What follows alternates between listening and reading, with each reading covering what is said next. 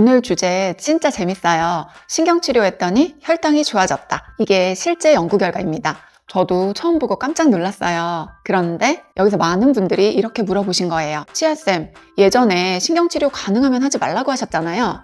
왜 이제 와서는 신경치료가 몸에도 좋다 그러세요? 오늘 영상에서 이 부분을 완전 깔끔하게 정리해 드릴게요. 신경치료를 하면 좋은 상황과 신경치료를 절대 하면 안 되는 상황. 이 둘이 완전히 다릅니다.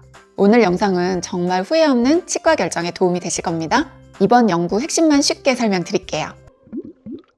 영국 킹스 칼리지 런던 연구팀이 염증이 생긴 치아에 하는 신경치료가 건강에 미치는 영향을 확인하기 위한 연구를 진행했어요. 치아 뿌리 치주염 환자 65명을 2년 동안 추적했습니다. 치아 뿌리 치주염은요, 치근단 치주염이라고 부르는데 치아 뿌리 끝에 세균 감염으로 염증이 생긴 상태를 말해요.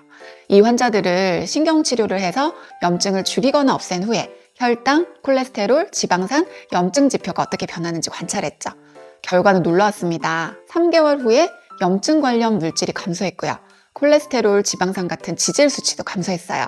몸 전체 염증 부담이 전체적으로 내려간 거죠. 한 2년 정도 경과에서는요, 포도당과 에너지 대사 과정에서 만들어지는 물질인 피루부산이라는 게 있는데 이게 함께 낮아져서 혈당 조절이 더 원활해진 것이 밝혀졌다고 해요. 시간이 지날수록 트립토판이라는 물질도 증가한 것으로 나타났는데요. 이 물질은 우리 몸에 도움이 되는 세로토닌을 만드는 데 쓰이는 아미노산이에요. 트립토판은 면역과 장 기능과도 연관이 있더라고요. 다시 말해서 뿌리 염증을 없애니까 전신 염증이 낮아지고 이게 혈당, 지방대사 개선에 이어진다는 겁니다. 그런데 왜 전에 신경치료하지 마세요 라고 했을까요? 여기서 중요한 포인트. 이 두 영상은 같은 신경치료라는 말을 쓰지만 상황이 완전히 다릅니다. 예전 영상에서 말한 신경치료하지 마세요의 의미는요, 신경 속이 아직 살아있고 뿌리 끝에 염증이 생기기 전에 충치가 조금 깊어 보인다고 무조건 신경치료하려는 경우, 이럴 땐 신경치료를 최대한 피하는 게 맞아요.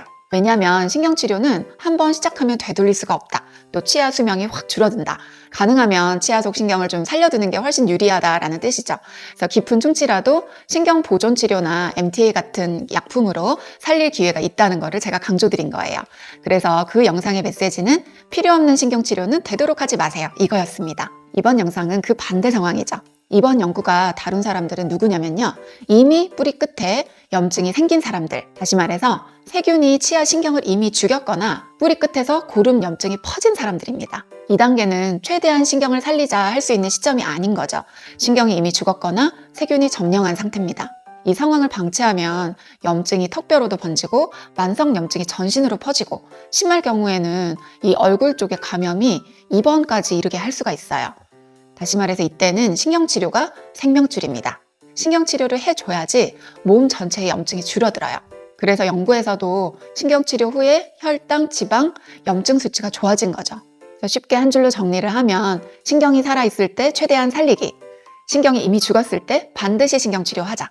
이 두 상황이 완전히 다르죠? 왜 신경치료가 몸 전체에 영향까지 줄까요? 신경이 죽고 뿌리 끝에 염증이 생기면 그 부위에서 염증 물질이 계속 혈액으로 흘러가죠. 이게 지속되면 혈당 조절이 방해되고 또 만성 피로가 증가되죠. 콜레스테롤 지방대사 변화가 전신의 염증을 증가시켜줍니다.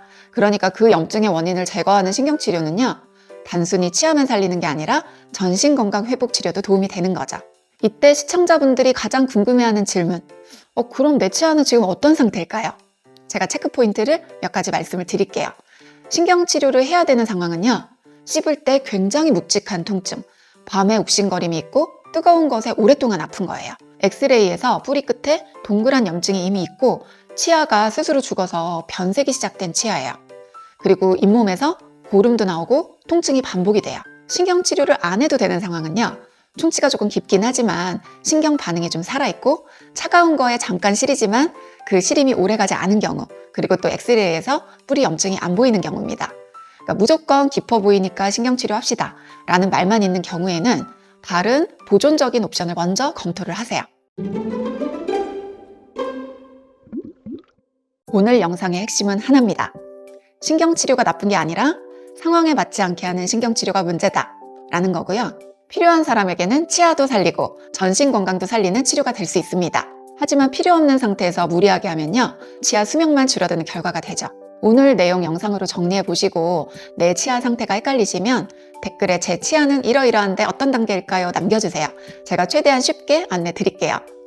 여러분, 저는 단순히 치아를 교정하고 치료하는 사람이 아니라 여러분의 건강 전체를 지켜주는 파트너라고 생각해요. 치과 진료실에서 느낀 경험과 최신 연구를 연결을 해서 왜 이런 일이 생기는지까지 분명하게 알려드리는 이유도 그 때문이죠. 앞으로도 여러분이 스스로 건강을 결정할 수 있도록 최대한 정확하고 믿을 수 있는 정보만 전해드릴게요. 좋아요와 구독 그리고 공유는 치아쌤에게 큰 힘이 됩니다.